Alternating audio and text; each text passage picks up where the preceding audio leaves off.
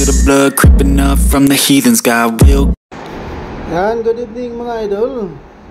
For today's video, lakarin natin itong area ng Villamor Airbase ng Pasay.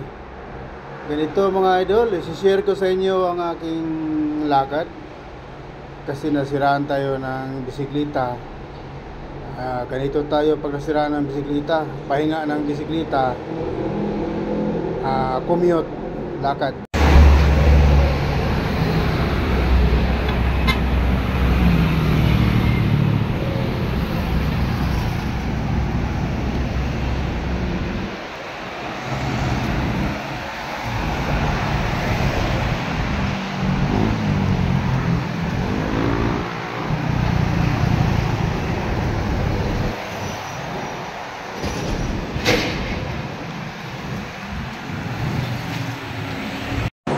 Yan, maraming ayaw maglalakad dito mga idol kasi may mga area kasi na madidilim, takot sila. Pero dito naman ay safe naman maglakad dito, lalo na dito sa may baba ng Villamor Airbase. Siyempre konting ingat lang din kasi